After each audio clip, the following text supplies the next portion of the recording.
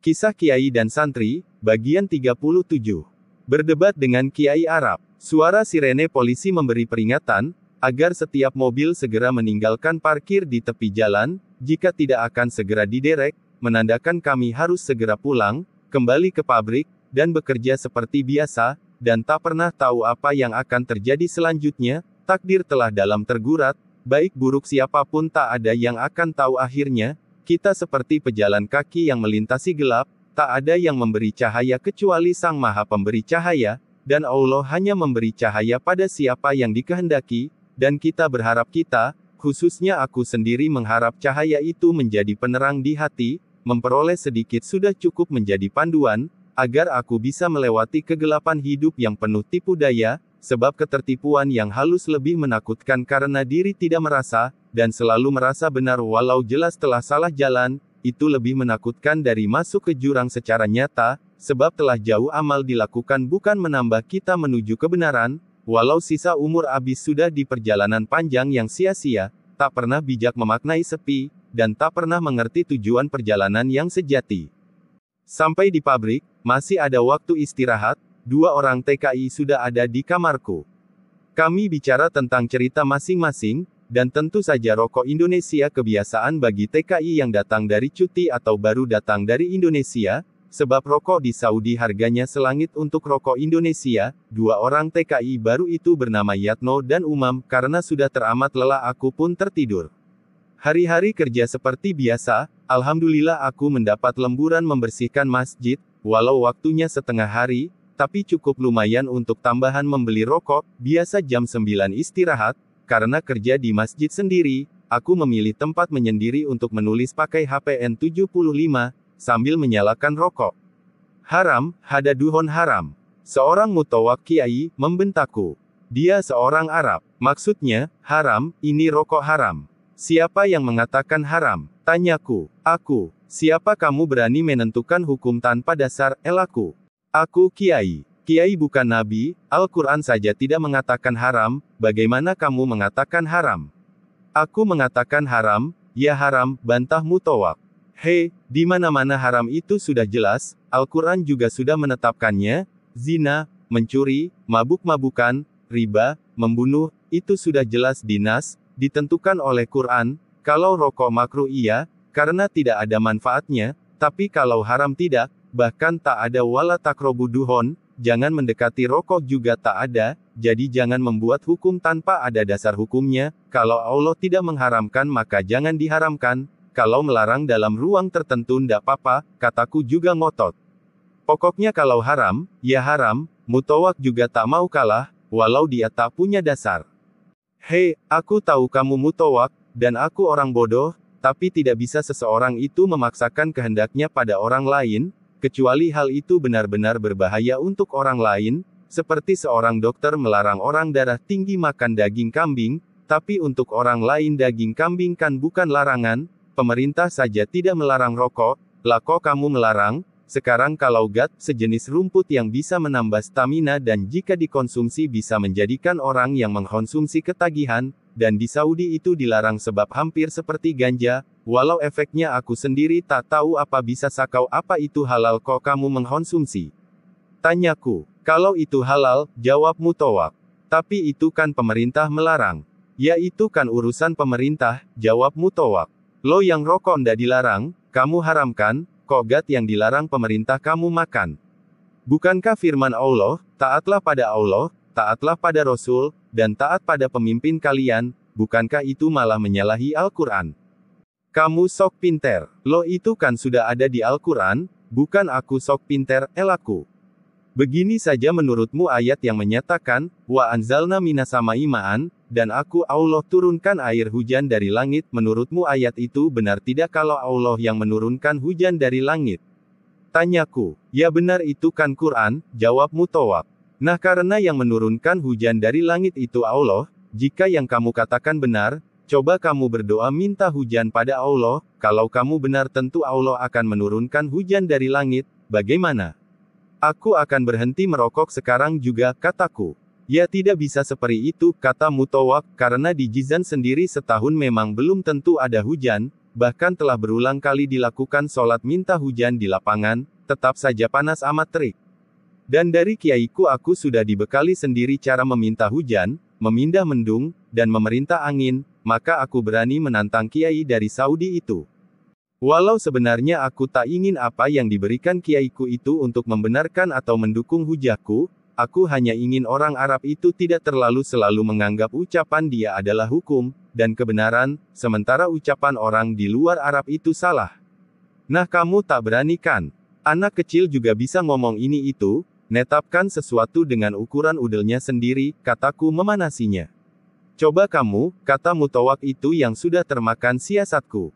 Kalau turun hujan bagaimana? Tanyaku. Tak mungkin. Benar aku yang berdoa. Iya kalau turun hujan bagaimana? Tanyaku lagi. Kamu boleh ngerokok semaumu, bebas di mana saja, kata Mutawak itu yakin kalau aku tak akan bisa meminta hujan. Baik ku pegang ucapanmu, kataku. Aku segera keluar dan melihat ke jauh, di mana ada setitik mendung jauh, lalu aku berkonsentrasi, meminta kepada Allah, memadukan dengan zikir dan doa, juga tenaga prana, angin 5 menit kemudian berhembus keras, dan mendung bergulung mendatangi, aku tetap konsentrasi, dan menyatukan permintaan dengan kesungguhan, dan 10 menit kemudian hujan deras, aku berlari ke tempat teduh, menghindari hujan. Bagaimana? Tanyaku pada Mutawak. Itu sihir, kata Mutawak. Loh kamu ini bisa dipegang kata-katanya tidak? Jelas-jelas di Quran Allah yang menurunkan hujan, ini bukan aku yang menurunkan. Bagaimana kau anggap sihir? Lah coba saja airnya disentuh, tanah basah gitu, kalau sihir mampu melakukan seperti itu, sampai tanah basah, air mengalir, wah hebat benar sihir itu, kataku agak jengkel, memang tak ada gunanya otot-ototan sama orang Arab, sebab kebanyakan mereka memperdebatkan sesuatu tanpa dasar, dan hanya memakai dasar agar diri dianggap benar, aku tinggalkan Mutawak Arab itu, dan kembali bekerja. Esoknya lagi Mutawak itu mendatangiku, dan memberikan rokok padaku. Apa ini? Tanyaku. Aku hanya ingin mengatakan, kamu jangan menunjukkan kelebihanmu di hadapan orang lain, karena kamu bisa dibawa polisi, dituduh melakukan sihir, dan akan dipancung, kata Mutawak. Loh aku sama sekali tak melakukan sihir. Iya, aku tahu, tapi di Saudi seperti itu tak ada, kamu memiliki ilmu hak, tapi di sini, Saudi, seperti itu tak ada, pemerintah mempunyai mazhab Wahabi, yang bersandar pada ibadah yang logika, masuk akal, dan wajar, jadi kalau minta hujan ya pakai istisqo, doa itu ada kalanya diijabah di akhirat sana. Hehehe, aneh. Apanya yang aneh? Coba bayangkan, kalau semua doa minta hujan diijabah di akhirat, apakah akhiratnya ndak kebanjiran? Apa itu namanya tak aneh? Di akhirat bukannya orang yang masuk surga sudah disediakan semua kelengkapannya, kalau doa minta rizki diijabah di sana, apa ndak aneh? Di surga bukannya ndak ada orang sakit. Kalau doa minta disembuhkan diijabah di sana, apa ndak aneh? Kilahku. Wah kamu terlalu mengerti banyak, itu akan membahayakanmu. Loh bukannya itu hal yang masuk akal. Ijabah Allah itu tidak mesti dalam bentuk sesuatu yang kita minta, jelas Mutawak. Iya tapi Allah kan tidak terhalang dalam memberi ijabah, kataku. Sudah-sudah aku mumet bicara denganmu, hanya pesanku, jangan kamu perlihatkan kelebihan yang kamu miliki, kepada orang lain, itu demi keselamatanmu.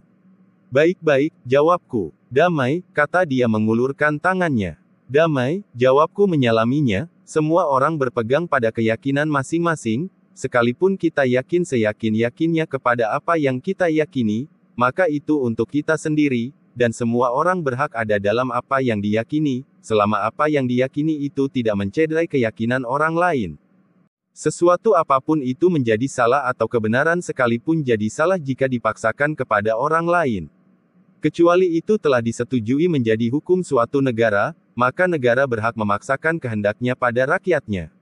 Jika rakyat tak mau, turunkan saja pemimpin yang memaksakan kehendaknya pada rakyat itu, sebagai pribadi, maka tak selayaknya kita memaksakan kehendak atau keyakinan kita kepada orang lain, sekalipun apa yang kita yakini itu telah terbukti kebenarannya, cukup wamur bil urfi wanha, anil mungkar, memerintah kebaikan dan mencegah kemungkaran, hidayah atau petunjuk itu di tangan Allah, jika kita telah memaksakan keyakinan diri pada orang lain, maka berarti kita telah berusaha menjadi Tuhan, aku amat percaya, jika seseorang berusaha menjadi Tuhan, yaitu yang memaksakan kehendak pada orang lain, supaya mengikuti apa yang diperintahkan dan dikehendakinya, maka selamanya tak akan sukses. Sejak dulu banyak orang yang berusaha menekankan dan memaksakan kehendaknya pada orang lain, juga sejak dulu tak ada satupun yang berhasil, malah akan menimbulkan pertengkaran dan perselisihan baru, permusuhan yang tiada ujung pangkalnya.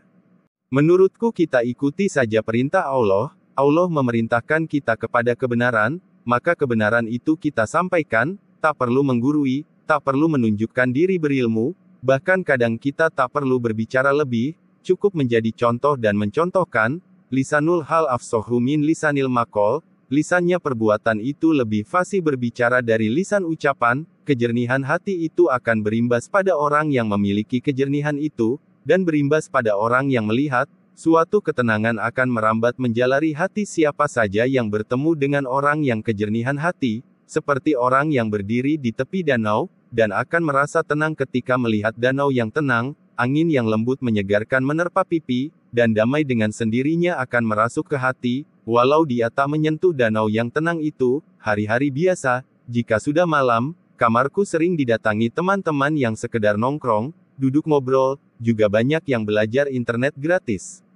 Yatno termasuk yang sering main ke kamarku. Kamu punya masalah ya No?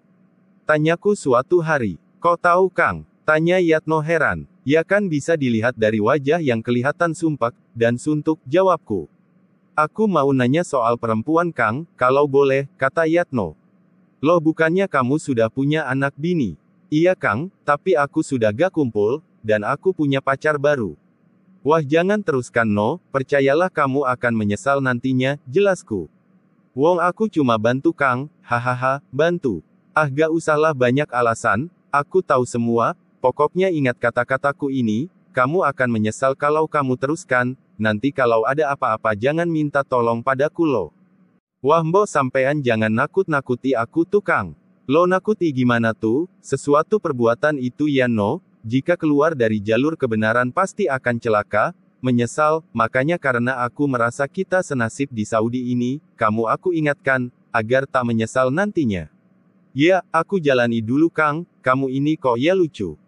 Lucu bagaimana Kang? Yang kamu jalani itu ya apa enaknya? Maksudnya Kang, kamu itu kan di sini, pacarmu di Indonesia, coba apa kamu nyentuh, nyium.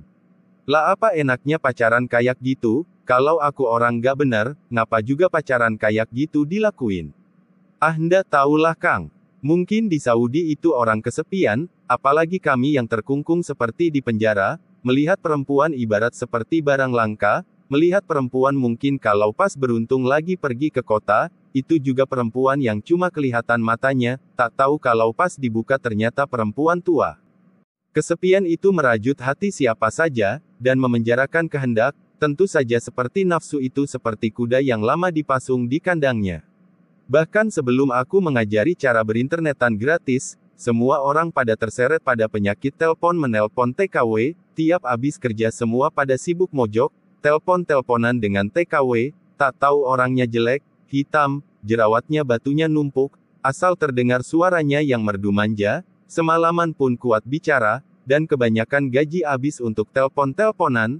Aku melihat merasa kasihan juga, sebab jelas semua orang jauh-jauh ke Saudi bukan untuk enak-enakan rekreasi, tapi mau memperbaiki ekonomi, mau agar taraf hidup jadi lebih baik, lalu kok gaji habis cuma untuk nelpon cewek yang tak jelas juntrungnya, perawan apa janda juga masih tanda tanya, juga sudah tua atau muda juga masih perlu dibuktikan, tapi semua karena kodrat, lelaki itu membutuhkan wanita, dan wanita membutuhkan lelaki.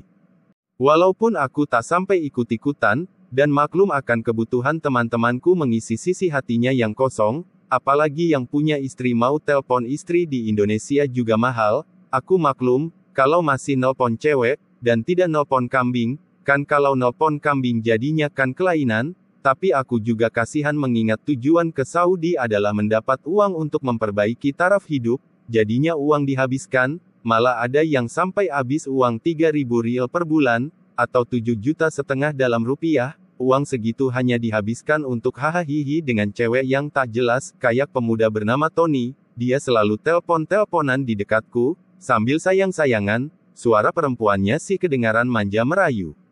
"Hei Ton, apa mas, kamu itu telpon-telponan tiap hari, apa sudah lihat ceweknya?"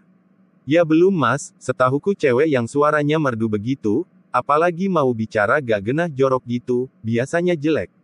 "Ah mana mungkin jelek, lah suaranya saja merdu gitu," elak Tony. "Lah kenapa kamu ndak minta fotonya, dibuktikan kata-kataku, daripada sudah yang-yangan gak karuan ceweknya malah lebih tuir dari emakmu, apa Anda menyesal?" "Dia sudah ku mintai foto, tapi tak punya HP yang ada kameranya." "Nah ketahuan, apalagi pakai alasan segala, sudah jelas jelek amit-amit itu orangnya." "Lah kalau memang dia tak punya HP yang berkamera gimana? Kan bisa pinjem HP orang lain, bilang saja kalau tak mau memberikan kamu foto, dia kamu putusin." "Iya deh ku minta fotonya lagi. Sekalian bilang kalau dia ndak ngasih foto sekarang juga, kamu putus sama dia, tak mau telpon-telponan lagi."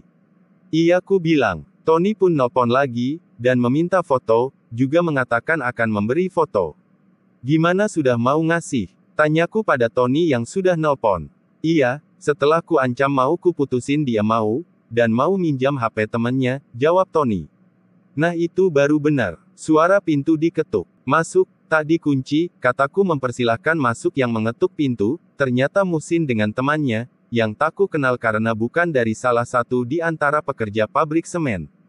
"Wah ramai sekali, pada ngumpul," kata Musin sambil masuk. "Mari silahkan," desak-desakan, kataku karena memang kamar sudah agak penuh orang. "Ini mas, orang yang pernah aku ceritakan mau minta tolong," jelas Musin setelah duduk memperkenalkan namanya Mabrur. "Lah ada masalah apa mas?"